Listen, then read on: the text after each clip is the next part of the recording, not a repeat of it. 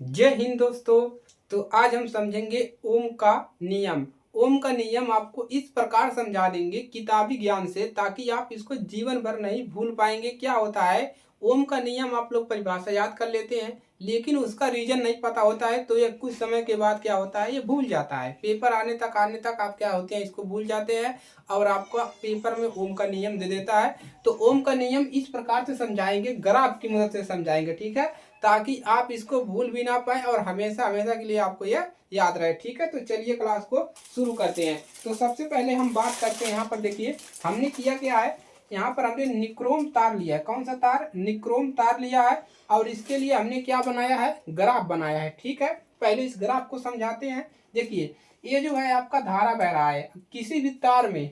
ये जो तार है निक्रोम तार, कोई भी तार हो, जब उसमें धारा बहता है तो आवेश के रूप में बहता है, तो उसमें कुछ कार्य भी होता है। मतलब आवेश बहता है तो कुछ कार्य भी होता है, तो वो क्या होता है? विभवांतर के रूप में होता है। ठीक है, तो यहाँ पर विभवांतर को भी हमने यहाँ पर दर्शाया हुआ है और एक ग्राफ बनाया हुआ है। ठीक है, तो सबसे पहले यहाँ पर समझते हैं कि ओम का नियम किसने प्रतिपादित किया। ठीक है, तो 1827 में जर्मन भौतिक वैज्ञानिक जॉर्ज साइमन, ठीक है, 1800 किसमें? 1827 में। ठीक है, कौन थे? George Simon. George Simon Simon George Simon Om. George Simon Om. George Simon Om दो जी जो थे, इन्होंने क्या किया, किसी एक धातु में विद्युत धारा प्रवाहित, कोई भी धातु लिया, उसमें क्या किया? धारा प्रवाहित किया। धारा प्रवाहित आई तथा उसके सिरों पर विभवांतर में एक परस्पर संबंध का पता लगाया। धारा का और विभवांतर का क्या किया? किसी पदार्थ द्वारा उसका क्या किया? पता लगाया। और इसका परिभाषा क्या होता है, चलिए आपको बताते हैं, उसके बाद इस ग्राफ को हम आपको अच्छे से समझाएंगे। ठीक है, तो परिभाषा क्या लिखेंगे?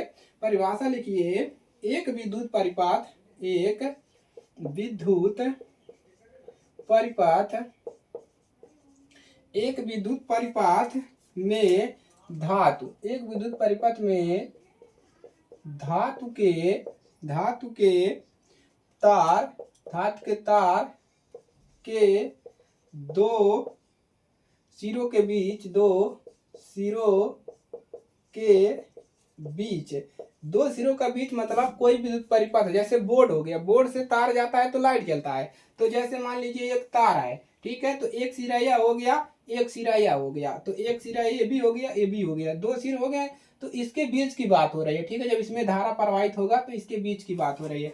तो दो सिरों के बीच विभवांतर, दो सिरों के बीच विभवांतर, दो सिरों के बीच विभवांतर, उसमें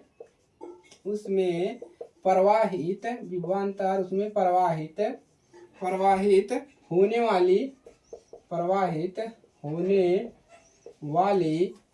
वाली विद्युत धारा के, विद्युत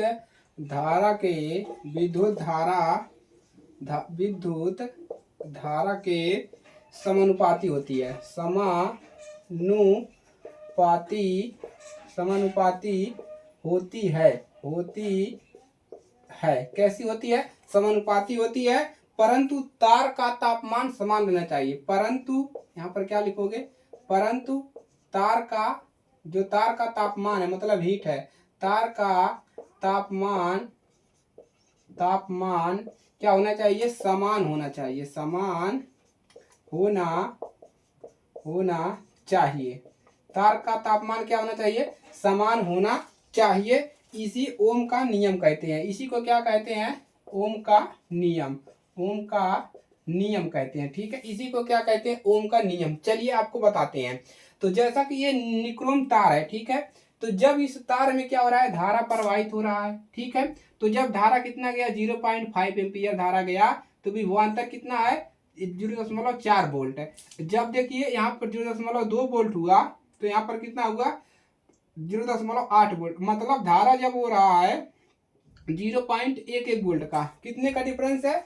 0.1 एम्पियर। 0.1 एम्पियर पे विभवांतर कितना बढ़ रहा है? 0.5। ठीक है, तो इसी प्रकार से क्या हो रहा है, लगातार बढ़ रहा है, यानी कि 0.1 एम्पियर पे विभवांतर कितना हो रहा है, 0.4। मतलब जितना धारा है उतना विभवांतर इसमें जा रहा है। जैसे जैसे धारा बढ़ रहा है वैसे वैसे विभवांतर का मान भी बढ़ता जा रहा है। ठीक है, तो जब यह कितना हुआ, इधर जब 0.1 हुआ तो इसका मान कितना हो गया, 0.4। मतलब 0.4 बढ़ रहा है, यानी दोनों का मान क्या है, समान है। धारा भी समान जा रहा है और जिसमें विभवांतर भी इस तार में समान जा रहा है।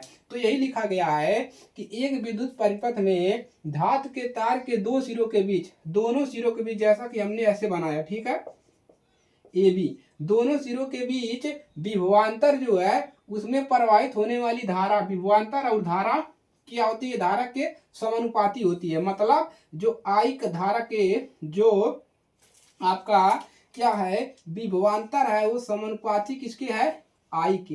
किसके समानुपाती है, जो विभवांतर है वो समानुपाती होता है किसके, आई के। ठीक है, तो एकदम क्लियर है। तो धारा भी सेम है, विभवांतर भी सेम हो रहा है। ठीक है, और इसका जो तापमान है इस तार का वो क्या होना चाहिए, समान होना चाहिए, मतलब बदलना नहीं चाहिए। ठीक है, चलिए इतना हो गया। इसके बाद हम क्या लिखते हैं, यहाँ से हम लिख देते हैं b बराबर, क्या लिख सकते हैं, यहाँ से हम b बटा में आई, और यहाँ पर बराबर एक नियतांक ले लेते हैं, नियतांक। ठीक है, ए ले लेते हैं। ठीक है, क्लियर है, दिख रहा है आपको। चलिए इसके बाद क्या लिखेंगे, नियतांक लेते हैं, हो गया आर। यहाँ पर इसके बाद देखिए, तो यहाँ पे आपको मिलता है फार्मूला, क्या मिलता है, यहाँ से आपको यहाँ पर लिख लीजिए, यहाँ पर फार्मूला आपका बनेगा b बटा में आई, तो यहाँ पर बन जाएगा b बटा में आई बराबर आर। ये आपका एक फार्मूला बनेगा, b बटा में आई बराबर आर। ठीक है, ये है आपका फार्मूला। ठीक है, एक नियतांक, तो b बराबर, अथवा हम इसको लिख सकते हैं b बराबर आई आर। इसको और क्या लिख सकते हैं, इसको हम लिख सकते हैं b बराबर आई आर, और यही क्या है, ओम का नियम है। और यहाँ पर आर क्या है उसकी बात करते हैं। तो आर एक नियतांक है जिसे तार के प्रतिरोध कहते हैं, तार का प्रतिरोध। आर क्या है, एक नियतांक है, और इस तार का क्या है, प्रतिरोध है। क्या है, प्रतिरोध है। और प्रतिरोध शब्द जो है किसी चालक का यह गुण है कि वह अपने में प्रवाहित होने वाले आवेश के प्रवाह का विरोध करता है। जो प्रतिरोध है वो आविधारा को मतलब बहने से क्या करता है, रोकता है। ठीक है, आवेश के प्रवाह को विरोध करता है। प्रतिरोध का ऐसा ही मात्रक, तो इसका मात्रक बता देते हैं, इसको मिटाते हैं। ठीक है, चलिए ओम का नियम क्लियर है। ठीक है, तो दो तारों के बीच में क्या है, विभवांतर धारा की क्या होता है, समानुपाती होता है, और जो ताप होना चाहिए वह समान होना चाहिए। मतलब जो तार है, जो इसका हीट है, जितना गर्म होगा वह समान होना चाहिए, कम बेसी नहीं होना चाहिए। ठीक है, चलिए तो आर का मात्रक क्या होता है, तो लिख लीजिए, प्रतिरोध का मात्रक जो होता है, प्रतिरोध आर का मात्रक, आर का यस आई मात्रक जो होता है वो क्या होता है, ओम होता है। क्या होता है, ओम। ठीक है, और ओम शब्द जो है ग्रीक भाषा के शब्द ओम से निरूपित है, और इसको शब्द से ऐसे दर्शाते हैं। ठीक है, इस प्रकार से। ठीक है, तो इस सिंबल को बना लीजिएगा, इसको ओम कहते हैं। ठीक है, क्लियर है।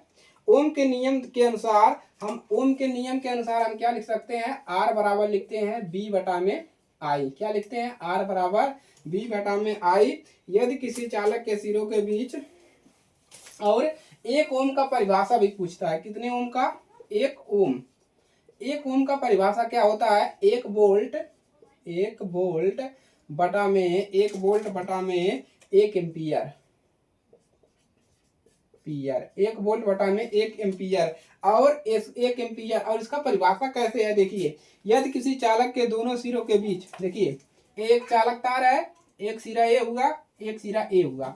यदि किसी चालक के दोनों सिरों के बीच विभवांतर, अगर दोनों सिरों के बीच विभवांतर 1 वोल्ट है, देखिए विभवांतर कितना है, एक चालक तार के दोनों सिरों के बीच अगर विभवांतर 1 वोल्ट है, तथा उसमें बहने वाली, प्रवाहित होने वाली धारा, अगर इसमें जो धारा बह रहा है उसका मान 1 एम्पियर है, धारा 1 एम्पियर है, तो उस चालक तार का प्रतिरोध 1 ओम होगा।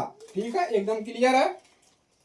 चलिए, तो ये है आपका ओम का नियम और 1 ओम का परिभाषा। 1 ओम का परिभाषा क्या लिखोगे, यदि कोई चालक तार के दो सिरों के बीच, दोनों तार के सिरों के बीच 1 वोल्ट अगर विभवांतर पर हो रहा है, 1 वोल्ट विभवांतर है और इस चालक तार में 1 एम्पीयर धारा प्रवाहित हो रही है, तो उसको क्या कहेंगे, 1 वोल्ट। इसका जो चालक का जो मान होगा वो कितना होगा, 1 ओम होगा। ठीक है, चलिए तो नोट कर लेंगे। चलिए आगे बढ़ जाएं, तो इसको नोट कर लेंगे।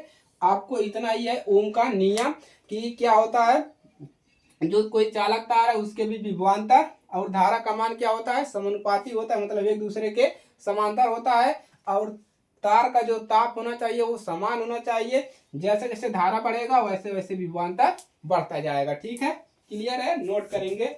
चलिए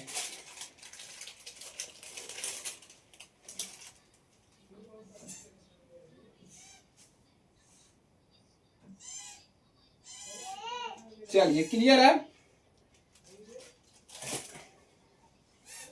तो यदि बताइए, यदि प्रतिरोध जो है अगर दोगुना हो जाए तो धारा कितना होगा, प्रतिरोध दुगुना हो जाए तो धारा कितना हो जाएगा, आधा हो जाएगा। ठीक है, आधी हो जाती है। प्रतिरोध दुगुना होने पर धारा आधी हो जाती है। ठीक है, चलिए तो आज के लिए सिर्फ इतना ही। तो आप लोग को अच्छे से क्लियर हो गया होगा कि ओम का नियम होता क्या है। ठीक है, तो दो तारों के बीच अगर विभवांतर और धारा क्या है, एक दूसरे के समानुपाती होती है और तापमान क्या होना चाहिए, सेम होना चाहिए, इसी को क्या कहते हैं, ओम का नियम कहते हैं। और इसका प्रतिपादन किसने किया था, ठीक है, भौतिक वैज्ञानिक जॉर्ज साइमन ओम ने। जॉर्ज साइमन ओम ने 1827 में, किसमें, 1827 में इसका क्या किया था, अपना वो वादा किया था। ठीक है, निरूपण किया था। चलिए, एक संबंध स्थापित किया था। तो आज के लिए सिर्फ इतना ही, मिलेंगे अगले पार्ट में। ठीक है, आप लोग अपनी तैयारी करते रहिए।